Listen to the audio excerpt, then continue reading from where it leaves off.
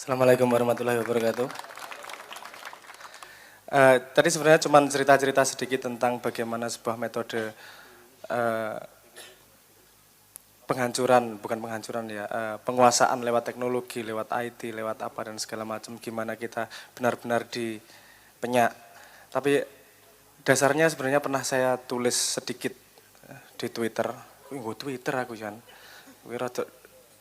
Saya pernah nulis tentang penjajahan, logika saja, sebuah logika penguasaan. Di mana kalau awal-awalnya nafsunya sama penguasaan. Kalau awal-awal harus pakai senjata, harus pakai kekerasan. Terus kemudian saya menjajah, ya pinter. Ini kalau saya tembakin mati, ini ya pekerja berguna juga ini. Resikonya banyak, biayanya mahal. Jadi ayo cari cara penjajahan yang baru, kan gitu. Kalau bisa yang dijajah nggak tahu kalau dijajah, dia bekerja tapi ternyata bekerja untuk kita, nggak ada resikonya, untungnya lebih banyak. Logikanya ya seperti itu. Terus kalau melihat gimana cara menjajah yang damai. Nomor satu, yang dijajah jangan sampai tahu kalau dia dijajah. Berarti kalau ada mekanisme maling, rubahlah maling itu agar menjadi halal. Itu bukan maling kok, itu peraturan kok. Menurut peraturan itu halal, menurut peraturan itu nggak masalah. Nah, nomor satu yang diatur adalah perundang-undangan, itu pasti.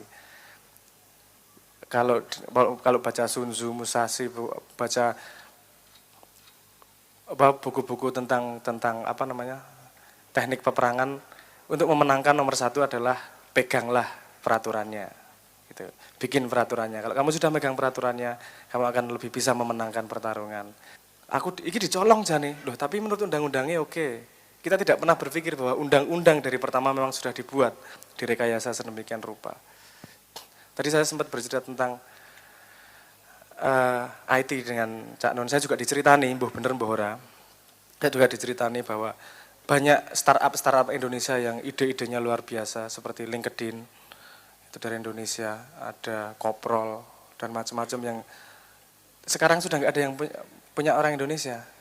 Koprol dicolongi orangnya, kemudian dibunuh pertumbuhannya. LinkedIn dibeli, dikembangkan oleh mereka. Nah itu saya mencoba, ini kita punya regulasinya atau tidak sih? Tapi ternyata memang Indonesia regulasinya paling longgar, lemah untuk urusan IT. Terus kemudian apa? Oh ternyata memang ada budaya di mana kita sendiri menganggap murah sebuah gagasan. Jadi banyak teman-teman programmer, ini menurut cerita teman saya yang programmer juga, banyak teman-teman programmer itu bikin software, cita-citanya biar dibeli. Bikin 2 bulan, agak gede sedikit, dibeli $1.000.000. Kata dia, Indonesia tuh softwarenya nggak ada yang beli lebih dari $1.000.000. Cita-citanya $1.000.000, gue 10 miliar wes akeh banget gue. Gue model rabi shopping 18. Jadi cita-citanya itu, gagasannya, soal gagasan gampang nanti cari lagi, gitu konsepnya. Saya masih berpikir ini kekurangan atau kelebihan ini untuk masyarakat kita. Betapa menganggap murahnya sebuah gagasan. Bisa dari sudut pandang bahwa dia menganggap enteng gagasan, bisa dari sudut pandang bahwa dia sebenarnya sangat kaya gagasan sehingga memurahkan yang namanya gagasan. Nah itu sebuah budaya yang harus kita pandang kembali, kita tinjau kembali benar atau salahnya. Itu dari urusan IT. Di situ kelihatan banget bahwa kita mau besar saja di IT aja nggak boleh. Kita selalu dihajar, dihabiskan. Karena memang kalau mau ngomong petanya, mau besar di dunia IT, dia harus memulai dari yang kecil. Untuk kecil menjadi besar, dia harus dilindungi. Seharusnya regulasi itu yang bisa melindungi barang startup kecil bisa menjadi besar. Yang mau membesarkan juga harus punya ketahanan diri, nggak gampang tertarik dengan hal-hal duit-duit yang instan, misalnya gitu, nggak gampang teriming-imingi oleh hal-hal yang instan. Dia harus percaya pada gagasannya sendiri. Nah itu entah itu budaya itu sudah kita miliki atau tidak.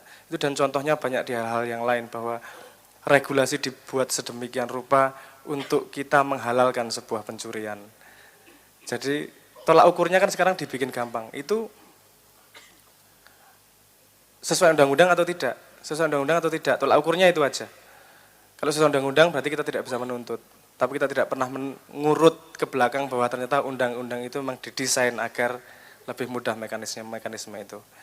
Jadi paling ya waspada, guyu saiki. Nah ya wis, matur nuwun itu dulu Cak.